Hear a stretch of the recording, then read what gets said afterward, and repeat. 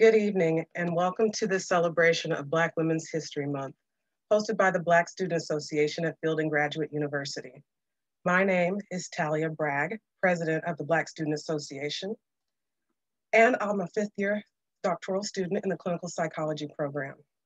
Special thank you to Provost Snowden, Dean Mink from the School of Leadership Studies, administrators, staff, and faculty across all schools that are joining us today.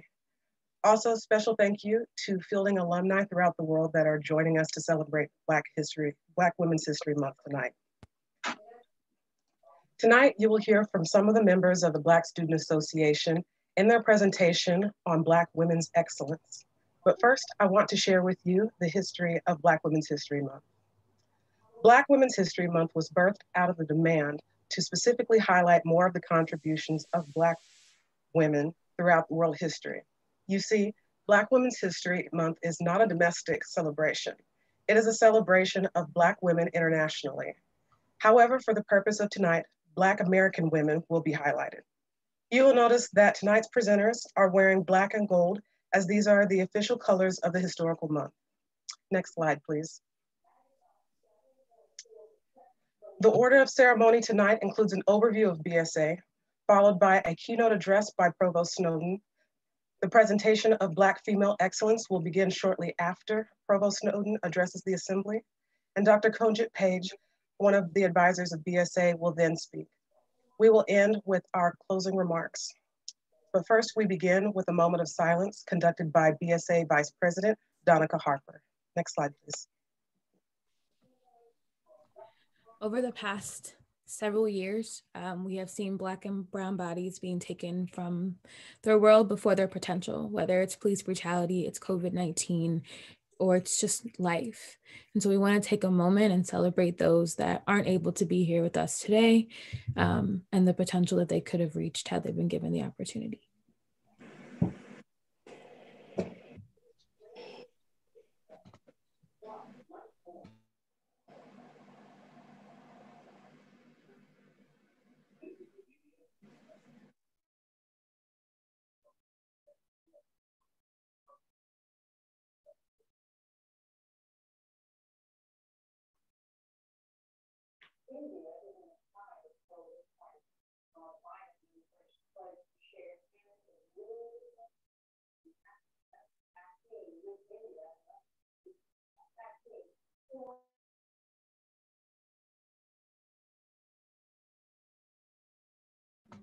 Thank you for sharing that moment with us, and I'll hand it back over to Taya. Thank you, Danica. So next, we'll give a brief overview of the Black Student Association. The Black Student Association was initially founded in 2016 as a student support group in light of the deaths of Alton Sterling and Philando Castile, which took place days before the summer session was to commence. It was an effort to provide support and a place to speak about any issues or concerns about the plight of Black people here in the United States at that time. In 2017, we acquired recognition from Fielding as a student-led organization, and we currently are comprised of nearly 70 students, faculty, and staff. And we're hoping to add alumni to that list within the months to come. Some of our noteworthy accomplishments within BSA include the Dr. Stephen Ruffins Memorial Scholarship, which we campaigned for, and thank you very much to any of our donors for that scholarship that are here today. He was one of our advisors, and we campaigned for that because we wanted something that had his memory in it. The others are diversity speaker series at summer sessions. We have had a moratorium in the past year due to the fact that we have not met in person, but we are hoping to change that in the summer session to come. And also the COVID-19 roundtable. Initially, it was a check-in for support, as many of the students here are clinicians and frontline workers in the pandemic. It was merely just a check-in. Yet it delved into, within a week after we started this, the death of George Floyd, and it turned into something else. And since then, we have met nearly bi-weekly since May of last year. Some future endeavors for BSA are that we are in the process of developing the Black Scholars Academy. We're also creating t-shirts for members and allies of BSA, as well as creating care packages for interns. And just to note, we are still accepting members for anyone who identifies as a descendant of the African diaspora. You're more than welcome, whether you're a student, faculty, admin, or staff, or alum, to join our organization. We changed from being called the African American Student Association last year because we wanted to make it more inclusive for people who do not identify as direct descendants of Africa. So this is to allow for more inclusivity for people who are still descendants.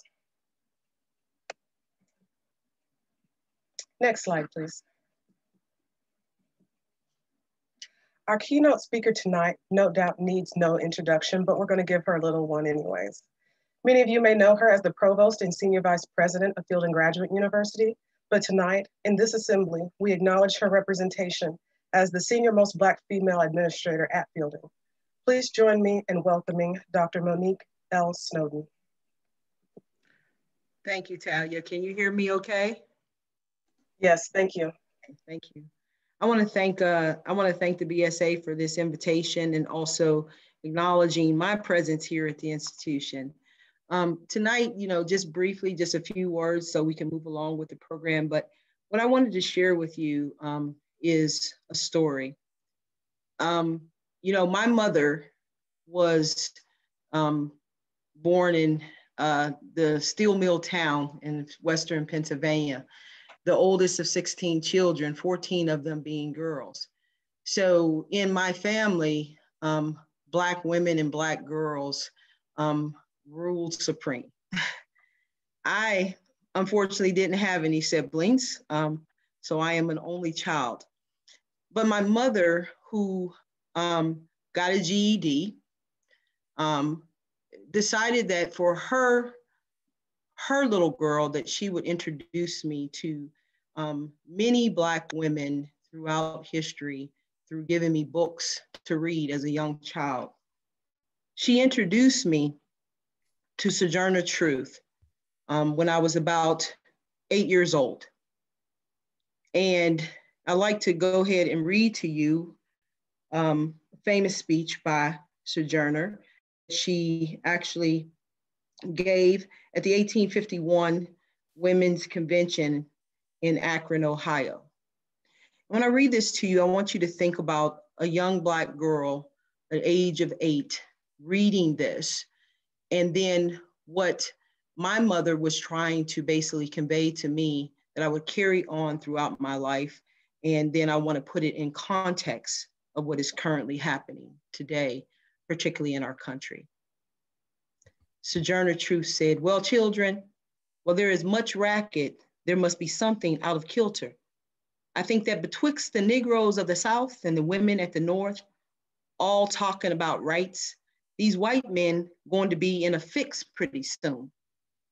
But that's all this here talking. But what's all this here talking about? That man over there says that women need to be helped into carriages and lifted over ditches and to have the best places everywhere. Nobody ever helped me into carriages or over mud puddles or gives me any place. Ain't I a woman?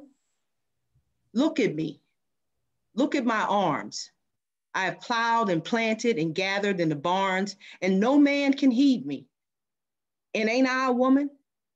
I could work as much and eat as much as a man when I could get it, and bear the lash as well. And ain't I a woman? I've borne 13 children and seen most of them sold off to slavery. And when I cried out with my mother's grief, none but Jesus heard me. And ain't I a woman? At 8 years old, this is what my mother gave me to read. And she talked to me, though, about this passage and what it was like to be a Black girl, to be a Black woman, and not be seen as such. I want to tell you that before, when I was invited to come here and talk to you, I had something else I wanted to say. But what is on my heart is a 16-year-old girl, Makia Bryant, most recently killed in Columbus, Ohio. Same state the Sojourner gave this talk. And what I want to talk to you about today and leave you with is this. She was a child. Despite anything that anyone wants to say about the events that led up to the event that led to her death, she was a child, a Black girl, right? Not seen as a child, seen as a woman, robbed of her childhood, talked about in our media, her size, and as a Black woman who was a hefty Black girl, right? I dealt with that my entire life, being 5'9", by the time I was in perhaps even 7th grade, right? Towering over demure little white girls and not being seen as a child. And this is a serious issue. So as we are thinking about women's Black history, this is intrinsically tied to the history of Black girls and what Black girls deal with in trying to become women, right? To become women and not be treated as women before they become women, right? And we have to talk to our young girls about this. Why is it that they aren't seen as Black girls? Sojourner was speaking that day and saying all of these things that, I have to do, all of these things that's happening to me, and you at that time treating her as though she wasn't a woman. This still exists today in our country, in our world. And it's what keeps Black women somewhat, in a certain space and place and not feeling as though that they can be authentically themselves. Authenticity is what we ask for, what we fight for, right? And what we have to too many times say we're sorry for. And I will tell you that my time here at Fielding has been the ebbs and flows of figuring out what Monique will they accept? Who can show up, right? This is a moment of reckoning for Black women and Black girls, right? We know that basically that we love our Black men and we love our Black brothers, and our heart are hurting for what we see that they are going through and the way their lives are just basically being put on the line for very simple day-to-day things.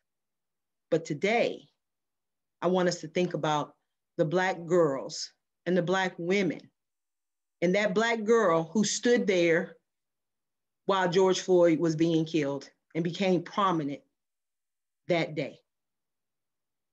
And how many times Black girls and Black women have had to stand beside, stand behind, go in front of and then have to then justify our protection for who we are, who we love, who we care for, and then try to still, in those moments, like my mother did at the age of 8, give us something to read and tell us, this is the world you live in. This is what is ahead of you. And this is why I pour everything I have into you and pray every day for you, that you will be able to be your authentic self. And that's what I'm asking for all who are on this call today. Understand, we should be able to bring, as Black women, our authentic selves to the table with no explanation, with no apology, and absolutely zero regret. Thank you.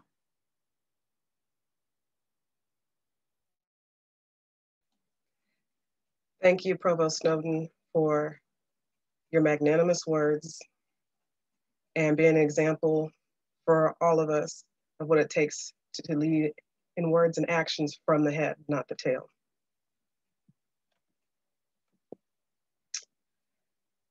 As we transition from such a powerful speech, we now begin with our presentation on Black excellence, Black women in excellence.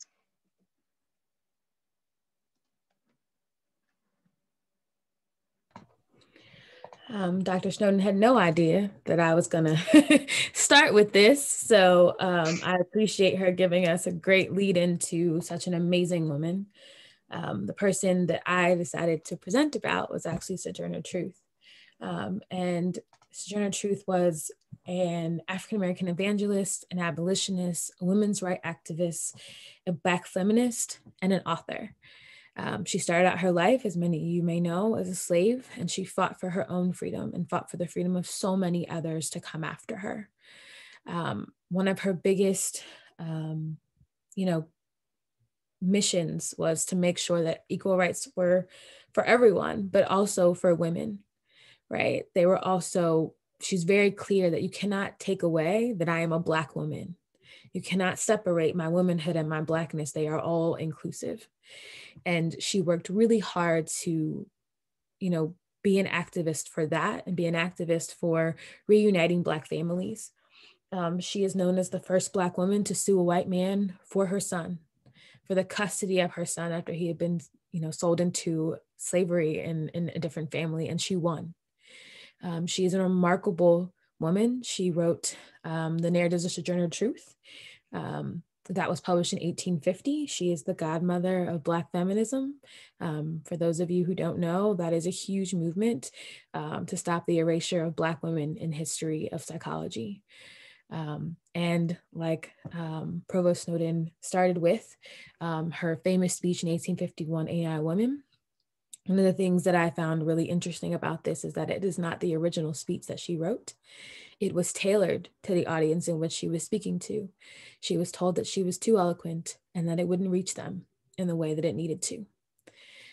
She challenged racial and gender inferiority and inequality, and she started what was the beginning of Black women, the beginning of us being able to be seen and not just be property.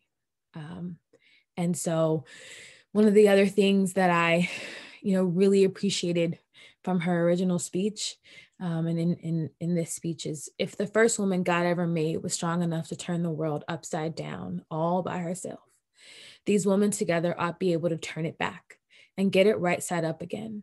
And now they're asking to do it, and the men better let them. It's our time. This is the month that we as Black women, we as women step forward and do the things that we've been challenged to do. So I will hand it over from her legacy to our next speaker. Thank you so much for that, Danica. Good evening, everyone. My name is Sharika, and I'm a fourth-year clinical psychology doctoral student and the treasurer of BSA. In the spirit of continuing to exemplify this sense of excellence within the Black community, I will be presenting on Dr. Ines Proctor, who was held as the first Black woman to receive a doctoral degree in psychology. Not only did she accomplish this feat, but she espoused a lifelong passion for education, in which she truly understood the significance that learning offered in changing lives, a belief which was strongly reflected in the work that she did. Next slide, please. As one whose life began from a place of humility, Dr. Proctor was born into a family of 11 children, where her older brother championed for her to be the first of their family to attend a college. With this decision serving as a catalyst to her career, she went on to graduate with a designation as valedictorian from her high school, and shortly thereafter obtained a 2-year teaching degree in 1912 from Prairie View Normal College, having attained the exact same scholastic designation.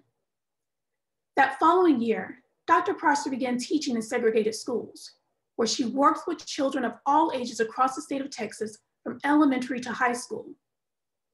Subsequently, following this initial teaching stint, she would go on several years later to be recognized as a distinguished graduate upon earning her bachelor's degree from Samuel Houston College in 1926, where she afterward left her home state and continued in pursuit of academic greatness, an endeavor which ultimately led to her attaining her master's in educational psychology from the University of Colorado and eventually her PhD from the University of Cincinnati in 1933 as the first Black female psychologist. Of notable importance in her work was her desire to improve psychological and education conditions for students, a desire which seemed to be reflected in research efforts that were dedicated to her dissertation. This work, probably regarded as presumably one of the most important documents ever be produced concerning the Black community, highlighted the deleterious psychological and educational effects that racism had on the lives of Black children. Dr. Proctor's proved to be pivotal in our beginning to understand the disparities that existed in education and the need for Black students to be supported in such a way that the level of education we received, was much like that of white students. Unbeknownst to her at the time, in years following her untimely death, her work would go on to be presented as a critical part of the argument for integrating schools in the famous 1954 Brown versus Board of Education case. So in summarizing the excellence and the legacy which she established, I will end with what I perceive to be indicative of the very life she lived. So in the words of the late Maya Angelou, when you learn, teach. When you get, give. Thank you.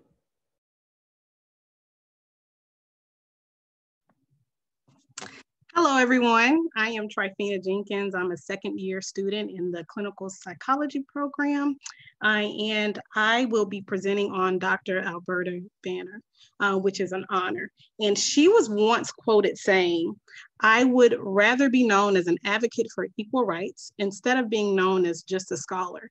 And I think this quote really speaks to her legacy and her commitment to her community.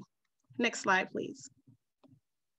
All right, so the slides that I have do not do justice for all the work and contributions that she has provided to us, I think, as Black women and Black women psychologists. So I will highlight a few things. So she received her bachelor's and master's in education, and then went on to get her PhD in psychology in 1935, all from Ohio State University.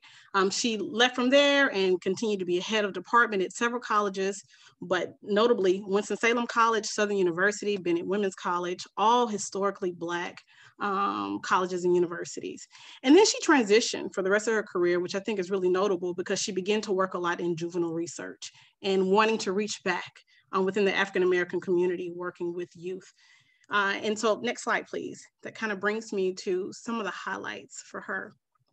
So one, just to speak to her character, she started breaking glass ceilings when she was young. First person in her family to graduate from high school, third Black woman to earn her PhD in psychology. And I think about the time in which she lived, these weren't easy things to accomplish, but it didn't hold her back at all. She went full force to start doing some things that she knew would be beneficial, not just for her, but for those around her.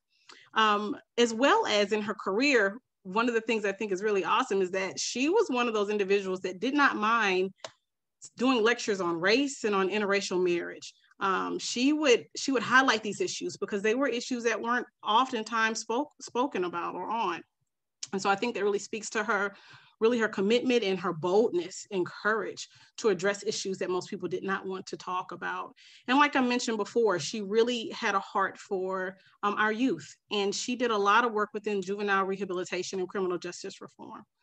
As an activist, she, in high school, actually, her senior year, her and a couple of her friends went to, or attempted to get into a white-only prom to bring awareness to the fact that there were a lot of race-based admittance issues within the state of Ohio.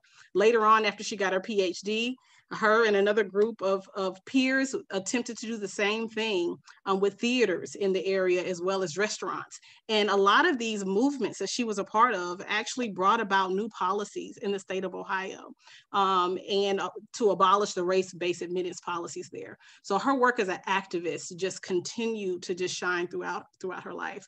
Some achievements that she's had, and I actually think when we think about achievements and legacy, it kind of speaks to who we are and how people view us. And as I researched her over and over again, things that were mentioned was that she was a true role model and counselor for at-risk youth. And this kind of speaks a little bit to what Dr. Snowden was talking about, the importance of us reaching back to our youth and sharing with them that they have opportunities that they might not be aware of, and making sure that we invest in that. And so I think her life and her legacy speaks to the need for us as Black women to not just think about what is beneficial for us, but to look back and make sure that we're bringing those young girls and giving them those opportunities and access through our representation.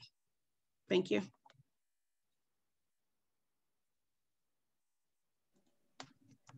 All right, I will be presenting on Dr. Mamie Phipps Clark. Dr. Clark was born and raised in Hot Springs, Arkansas, and I only mention where she was born and raised as it played a vital role in her path to becoming a psychologist. Born in the early 20th century, her entire secondary education was in a segregated school system. Originally, Dr. Clark was a mathematician and a physicist, but her husband encouraged her to pursue psychology in graduate school with him. Both her thesis and her dissertation research examined the psychological influence of segregation on the racial identity of Black students. After graduating with her doctorate, she conducted many studies on racial identity.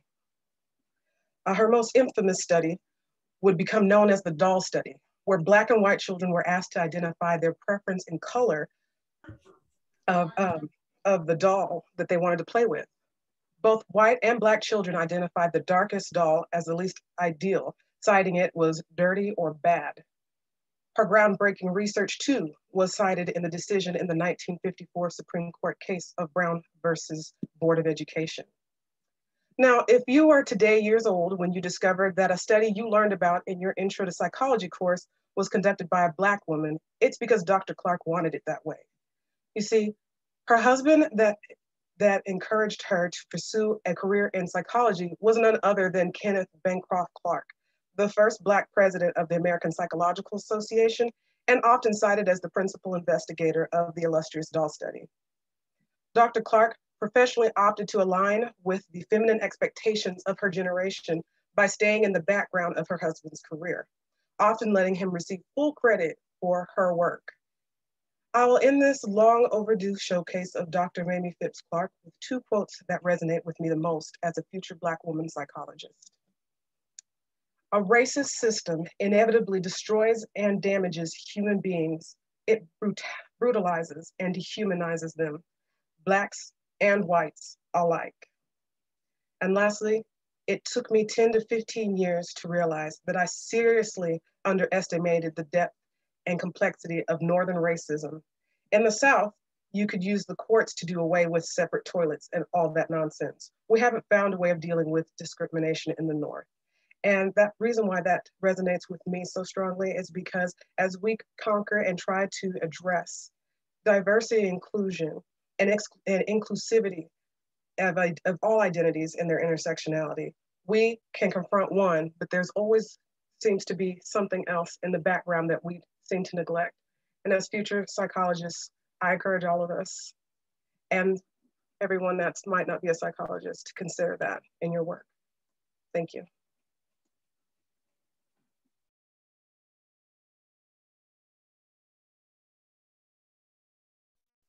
Thank you, Talia. My name is Sheila Turner, and I am a second-year clinical psychology student. I am also the executive assistant of the Black Student Association. Today, I have the honor of presenting on Dr. Carolyn Robertson Payton. Dr. Carolyn Robertson Payton was born in 1925 in Norfolk, Virginia. In support of her formerly enslaved grandfather's emphasis on college education, Carolyn pursued and completed a bachelor, master, and doctorate degree. Dr. Robertson Payton's upbringing, along with her experience at Bennett Women's College, would develop her professional commitment to Black people. This would be evident during her master thesis, where her thesis would refute the Wechsler-Bellevue test of intelligence findings about Black people's level of intellect and intelligence compared to white people. Next slide, please. Dr. Robertson Payton's career accomplishments include: she served as university psychologist at Livingston College. At Elizabeth City State Teachers College, she was Dean of Women and a psychology professor. And in 1959, she became a Howard University faculty member. As a field supervisor, she recruited Black participants for standardization of the Wechsler Adult Intelligence Scale. And she was the first African-American woman to serve as a Peace Corps director, not once, but twice, with the second time under the request of President Carter. Next slide, please. What stands out to me about Dr. Robertson Payton was her unwavering dedication to Black people, which is demonstrated in her accolades. During her tenure at Howard University, a historically Black college, she became the director of the Counseling Center, where she not only grew the staff, but she implemented programs to support practicums for graduate students and other mental health professionals. She focused on providing psychotherapy for racial minorities. The APA identified and recognized her as a trailblazer in her use of group treatment with Black clients. Under her guidance, the Counseling Center became an APA-approved pre-doctoral intern site in 1983 for clinical and counseling graduate students. She was an original member of the APA Task Force on the Psychology of Black Women. And the APA Division 35 section on the psychology of Black women created the Carolyn Payton Early Career Award in her honor. She was a distinguished member of a multitude of organizations that supported women and the LGBT community. Dr. Robertson Payton was a vanguard in APA's early social justice work, fighting for equality and justice for all. Next slide, please. I will end with this statement from Dr. Robertson Payton. Psychology will not survive as a science if we ignore the social implications of our work.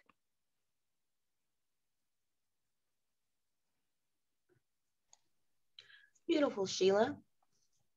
Hi, everyone. My name is Brianna Downey. I'm a first-year clinical psychology student here at Fielding Graduate University, and I'm also the secretary for BSA. I will be speaking briefly on Dr. Frances Cress-Welsing. She is an Afrocentric psychologist, a professor, a lecturer, and author.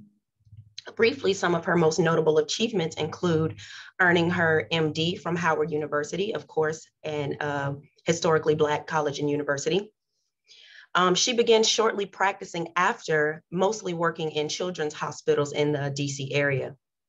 Two of her most notable publications, include the Cress Theory of Color Confrontation, which was published in 1970, and the ISIS papers that were published in 1992.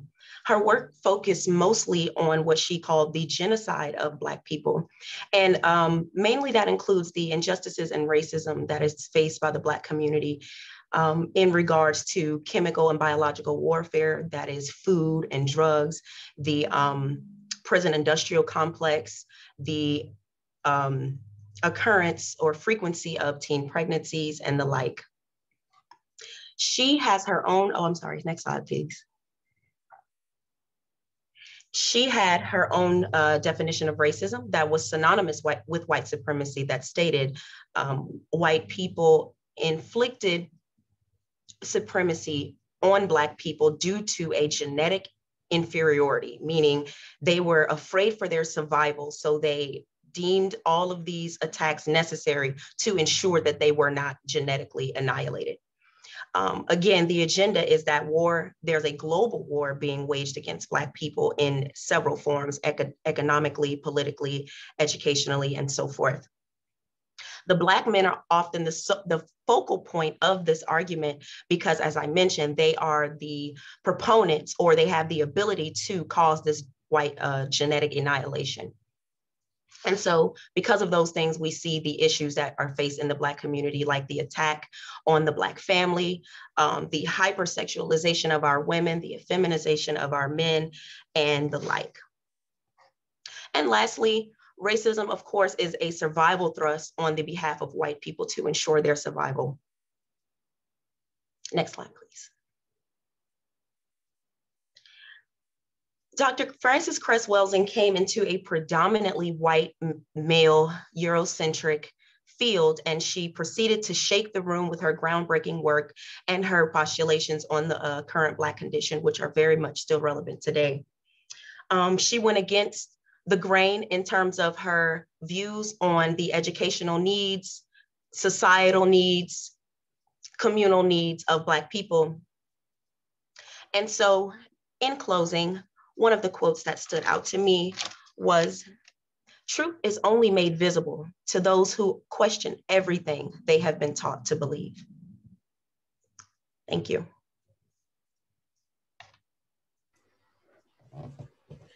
Good evening, everyone. My name is Shania Greenwood, and I am a second-year clinical psychology student. This evening, I will be discussing the accomplishments and the career of Dr. Beverly Tatum. I do want to start, however, with one of her famous quotes. "I was convinced that helping students understand the ways in which racism operates in their own lives and what they could do about it was the social responsibility that I should accept." Next slide. And so Dr. Beverly Tatum was born in 1954. Some of her scholastic accomplishments: she holds a bachelor's degree in psychology from Wesleyan University, and a master's degree and PhD in clinical psychology from the University of Michigan, as well as a master's degree in religious studies from Harvard Seminary.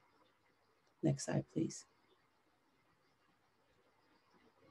And so some of her noted accomplishments: Dr. Tatum was the president of Spelman College for 13 consecutive years. Additionally, she served as a faculty member at the University of California, Santa Barbara, Westfield State University, and Mount Holyoke College. She is one of the most sought out public speakers on the topics of racial identity development, creating inclusive campus environment, and higher education leadership. Some of her best known selling books were "Why Are All the Black Kids Sitting Together in the Cafeteria?" "Can We Talk About Race?" and Other Conversations in the Area of School Resegregation. Lastly, she has spent her entire career engaged in community initiatives designed to expand educational opportunities for underserved students and their families. Thank you.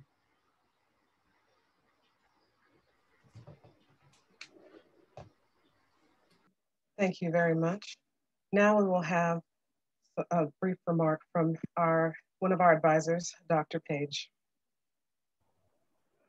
Hi, everyone. My name is Dr. Paige, and I'm a faculty member in the Clinical Psychology PhD program here at Fielding. And I'm honored that BSA has graciously invited me to provide a few remarks here today.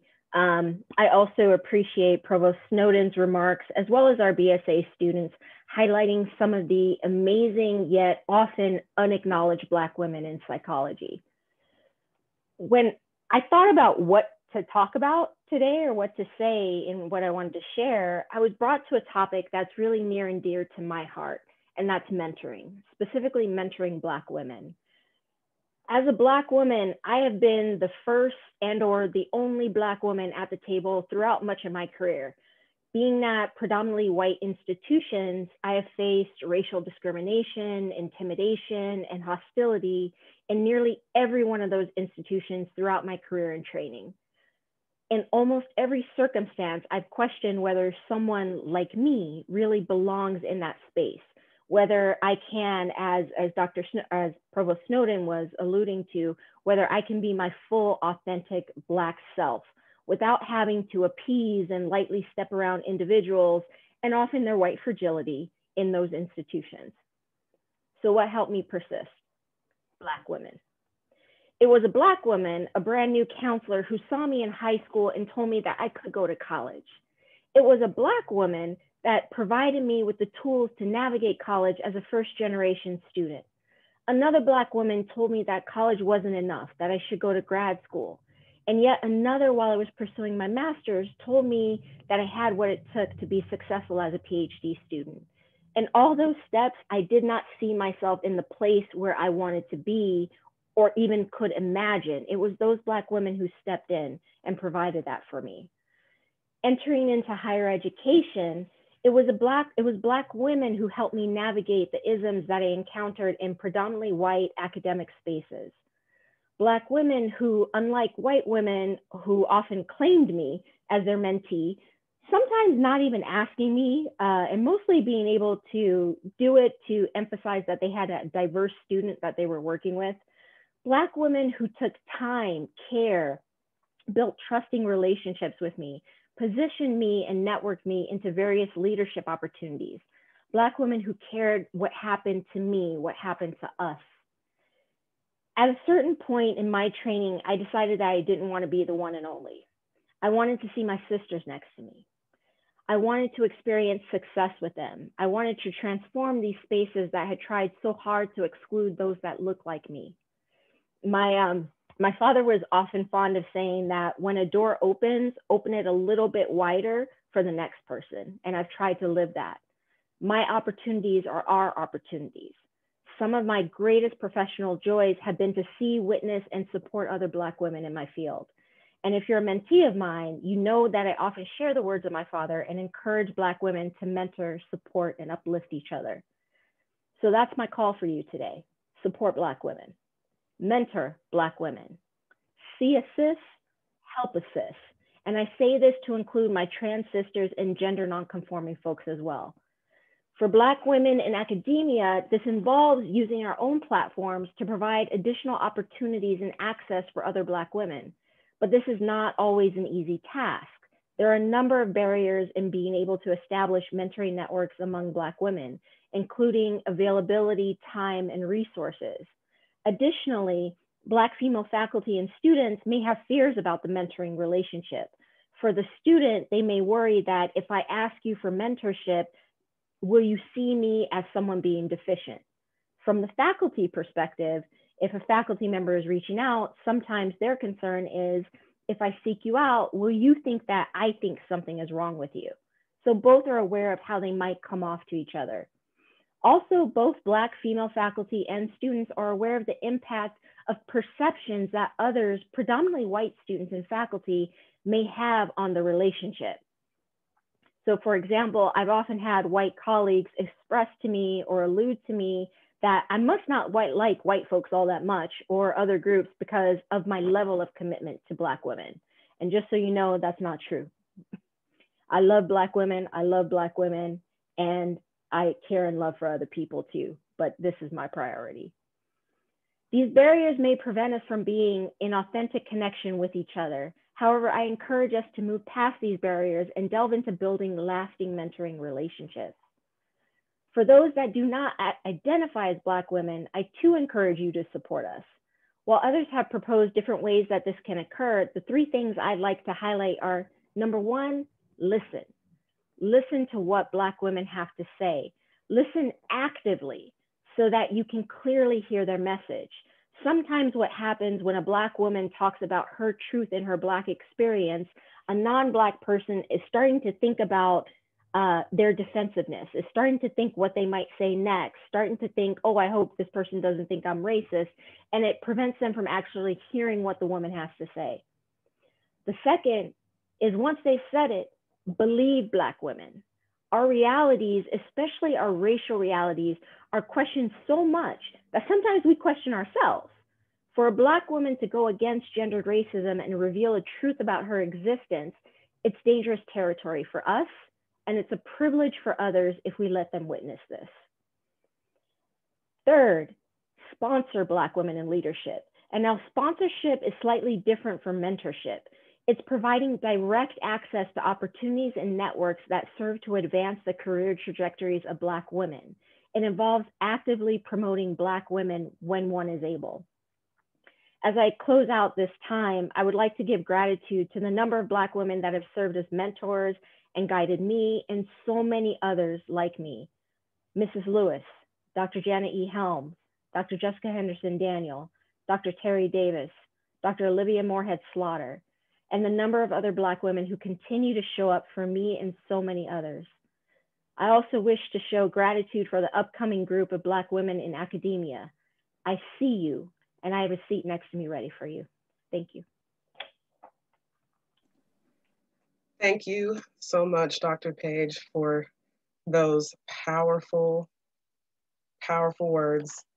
I was sitting here gesticulating and yelling at the camera even though I was on mute.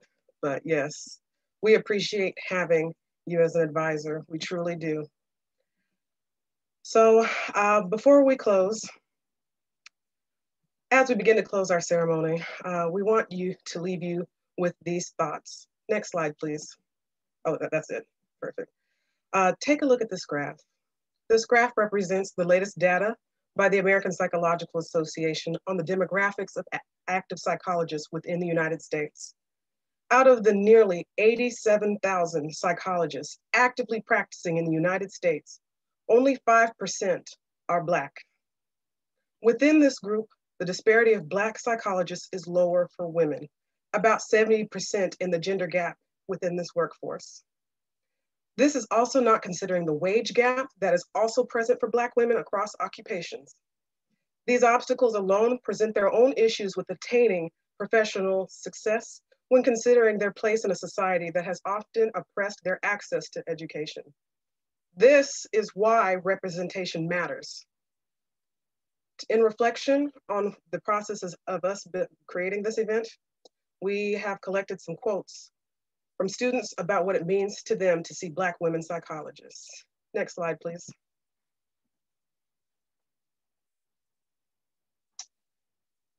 So one is to Dr. Paige and to Dr. Harris-Britt. I want to thank you for setting a positive example of what it means to be an African-American woman psychologist. Your investment in the students and your work in the field is inspirational. I appreciate your candor, both in psychology and in real life. Thanks for all that you do.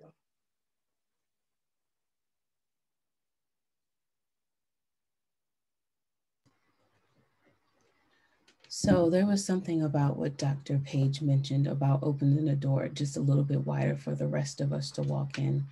And so in light of,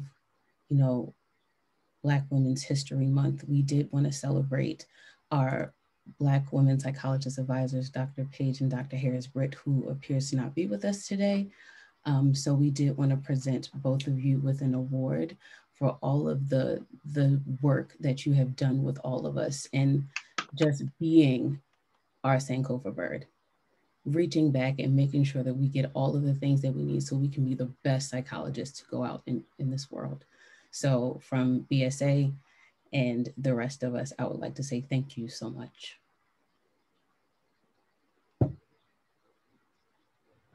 Long overdue and much deserved.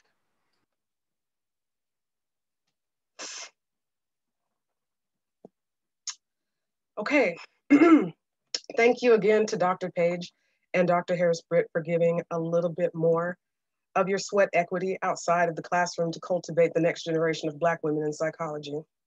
We honor and acknowledge you here tonight. One final note, if you are uncomfortable by anything here tonight, we invite you to explore your privilege and your bias and to think about the presenters tonight.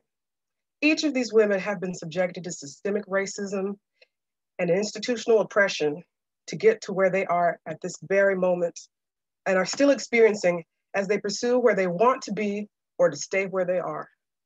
As you depart this presentation tonight, we want you to ask yourself, what are you doing to protect Black women? Thank you very much for joining us tonight. If you are interested in joining the organization or interested as an ally how you can contribute to our mission, please feel free to contact us at bsa@fielding.edu. We wish you all peace, love, and light in this pandemic and in these trying times. Take care.